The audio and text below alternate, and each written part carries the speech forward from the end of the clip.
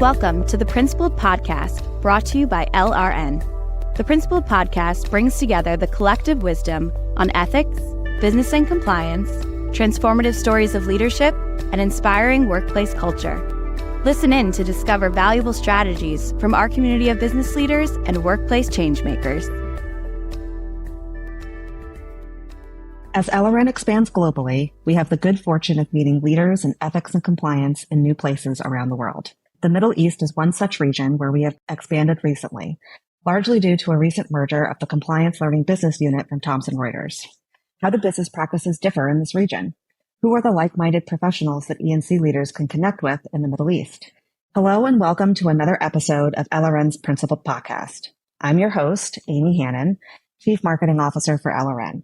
And today I'm joined by Elvis Angiambi, co-founder and co-chair of the Middle East and Africa Compliance Association.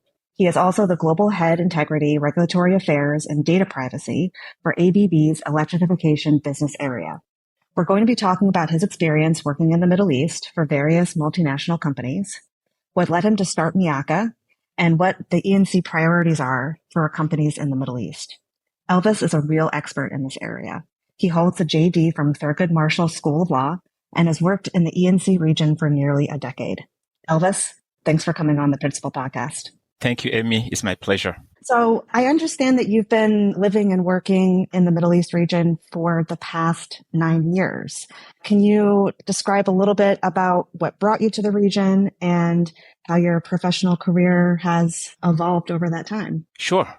I started my legal career in Houston in oil and gas. Then very early on, I was sent on an expat assignment to South Africa. And in 2016, because of the downturn in oil prices, the company I was working for was forced to shut down a lot of their offices there. And they combined their sub-Saharan African business with the Middle East business, which was based in Dubai. So that's how I moved to Dubai. Interestingly, Amy, even when I was in law school, I'd always dreamed about working in Dubai. So in reality, working in Dubai now is a dream come true for me.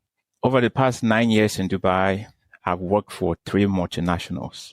And my roles in this company started at a regional level, just supporting Middle East risk. But now that has morphed into more global. While based in Dubai, I'm now able to help companies manage legal and compliance risk, not just in the Middle East, but also across the world.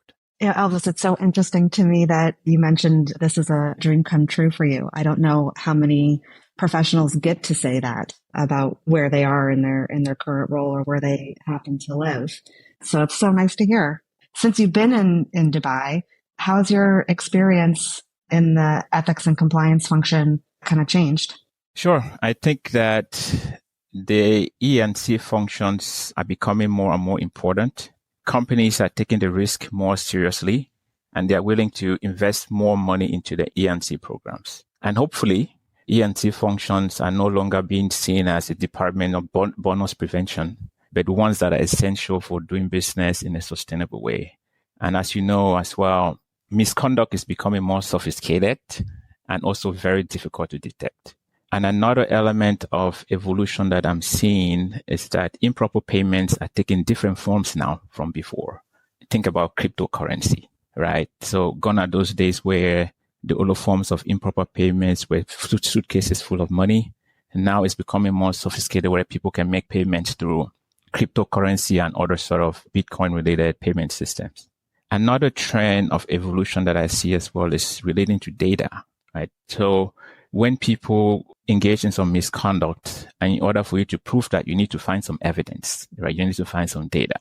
What we know now is that having access to data is also becoming more difficult, right? Think about WhatsApp, think about WeChat, think about other media of communication. And these are very common nowadays where business leaders are running businesses on these platforms.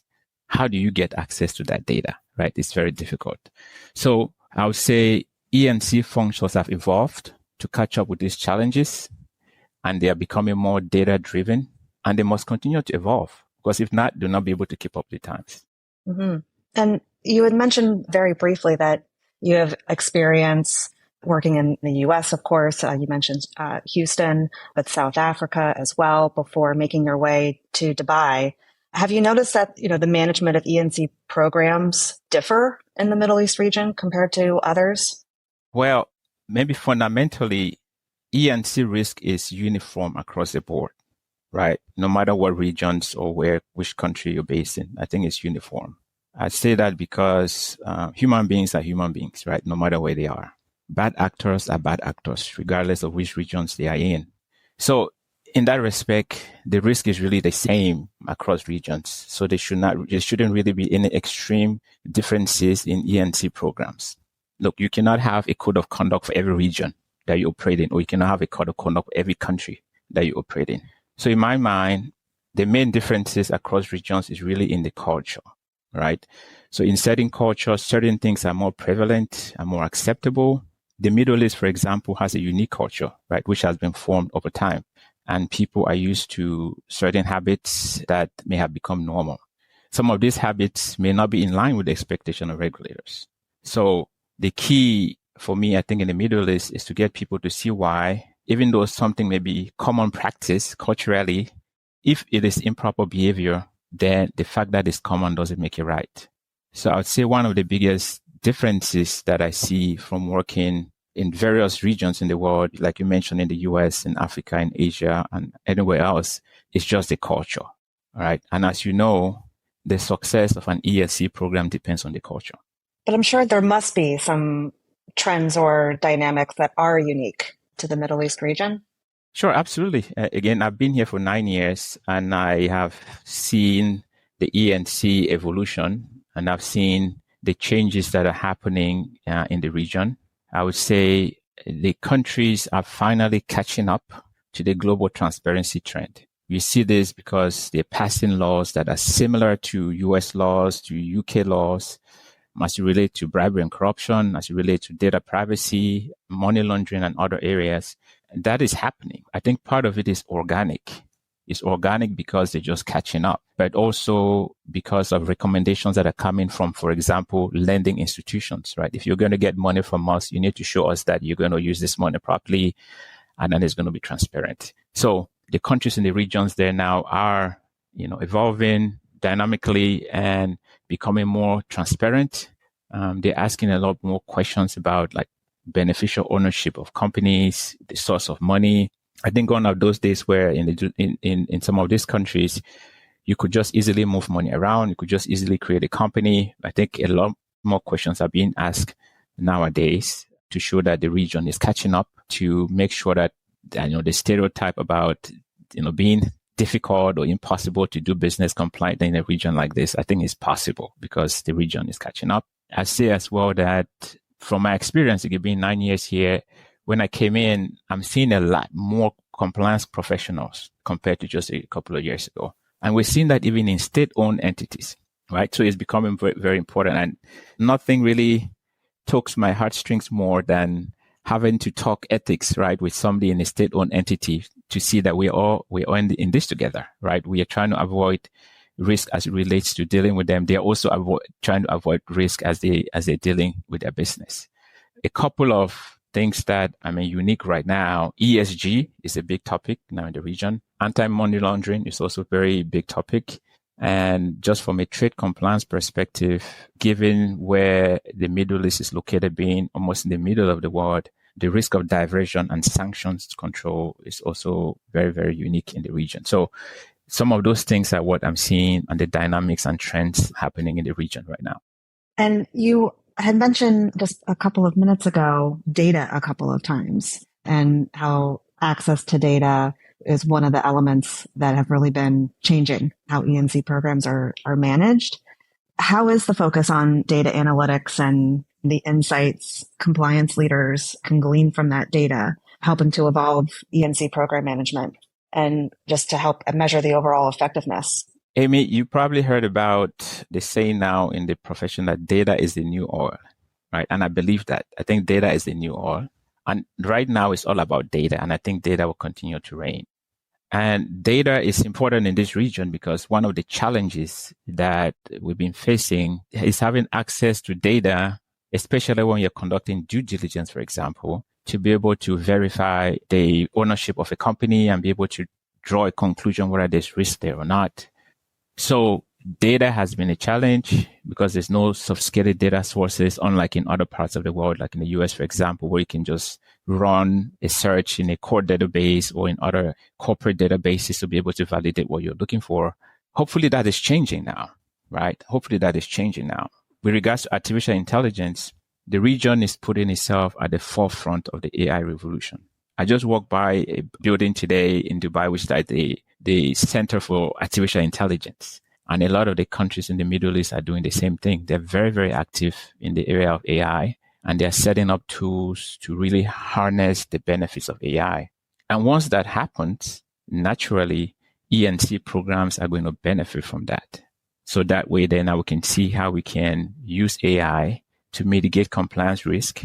It is already happening, I'm sure. Some companies are already doing that. But since this is relatively new to most people, I think the true benefits of what AI can do to help us mitigate compliance risk is still to be seen. We just have to wait and see.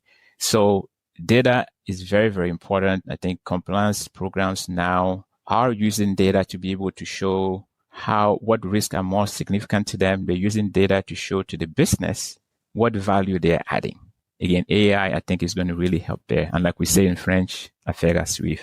I'd like to shift the conversation just a little bit because I think it's important that we talk about the Middle East and Africa Compliance Association. I know that you're one of the co-founders of the association, but could you share a little bit of how it all came together, how the association came to be and what that origin story is?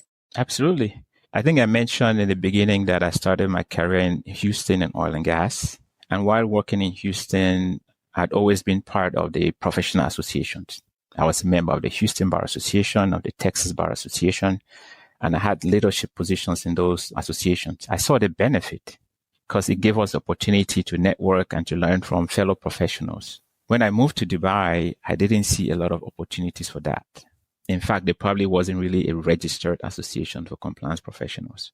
So I decided to create MECA, which is the Middle East and Africa Compliance Association. I joined forces with some of the partners in the group, and we went through a lot of challenges, but we made it happen. So MECA is a fully registered non-for-profit in the Dubai International Financial Center. And right now we're able to partner with industry groups, receive sponsorships, charge membership fees, though we're not doing that yet. But that's really the story for MECA, where I came and I saw that there was a gap and I tried to fill it. And I'm very happy that we made it happen. And I'm sure you have a pretty diverse member base already that are bringing in all kinds of different perspectives. What kind of unique challenges do you see some of your MECA members being faced with in the region? Sure. I think the fact that there was really no opportunity for people to get together, like no real association. So you just had professionals in different parts of the country, of the region. But now, and the challenge is really you're facing an issue and there's probably a fellow professional that has faced that issue before. And maybe at a networking event or one of these webinars that we organize, you can learn from it. Maybe there was really no opportunities for benchmarking, right? We have opportunities where we can get in the room and say, look, I'm seeing this challenge. What are you seeing? Let's talk through it together as professionals. And I think that was the biggest challenge, thinking about the fact that, again, compliance relatively new in the region. It is evolving now, but professionals in E&C having opportunities to get together and exchange notes wasn't really there. Now, I think MECA is a great platform for E&C professionals to network, have conversations around the topics that are challenging for us, because we are part of the same profession, right? And we all face the same risk. And through MECA, I think we may also have the unique opportunity to be able to influence the development of the profession in the region. And even most importantly for me, is an opportunity to pay it forward to aspiring E&C professionals. That's what I would like to do. As part of MECA, we're running mentorship activities with students at universities to expose them to the profession and help guide them. It sounds like you're really tackling so many different types of needs for your members and, being spread across the Middle East and Africa for your members. I'm curious, how do you do all this? How do you manage such a diverse membership base that's spread out across many, many miles? Well, I think we've been very lucky, maybe because people recognize that we are helping to fill a gap, that we are having people reach out to us from various parts of the region. I'll tell you, we're getting a lot of attention and people are reaching out to us from Turkey, Saudi Arabia, Egypt, Kenya, and other places and said, we see that you've created this thing. Let's see how we can partner. So our main vehicle of functioning right now is to working with partners that already have things set up so that we can work together. Think about LRN, right? LRN, we did a seminar together here in Dubai, and we get interest from a lot of other partners to see how we can work together. So I think right now, that's how we are working. And as we continue to grow, maybe we'll then be able to like stand alone on ourselves and be able to do these things. But the partnerships are very key. Look, I believe that it's all about partnerships because we are all in this together, right? We cannot do this alone. And wherever there's an opportunity for us to join forces and do something together, we're very ready. So I would say if there are any organizations out there listening and they would like to do something with MECA, please reach out. Yes. And I can attest to the event that we co-hosted together back in May this year. It was a terrific event and had a really compelling practical conversation around data and analytics there as well. It was so fascinating to hear from everybody that attended that event. So thank you for helping to put that together. No, thank you. Thank you so much. So yes, people should definitely reach out to you or to other organizers within MECA, but are there any other ways that some of our listeners could get involved, or just more generally, what are some future plans for MECA? So future plans, we are in the process of organizing a couple of events here in Dubai. We are partnering now to do a conference in Saudi Arabia. And we also have plans to organize a big anti-corruption conference in Kenya in February next year. Just stay tuned and see what we have to offer. Well, Elvis, I know that we can continue to talk about the Middle East region, ENC, trends, and the future of MECA for many more minutes, but I think we're almost out of time today. I'd like to thank you for joining me on this episode of the Principal Podcast. Thank you so much. It was a pleasure. Yes. So my name is Amy Hannon, and I want to thank all of you for listening to this episode of the Principal Podcast by LRN. We hope you enjoyed this episode. The Principal Podcast is brought to you by LRN. At LRN, our mission is to inspire principled performance in global organizations by helping them foster winning, ethical cultures rooted in sustainable values. Please visit us at LRN.com to learn more. And if you enjoyed this episode, subscribe to our podcast on Apple Podcasts, Stitcher, Google Podcasts, or wherever you listen. And don't forget to leave us a review.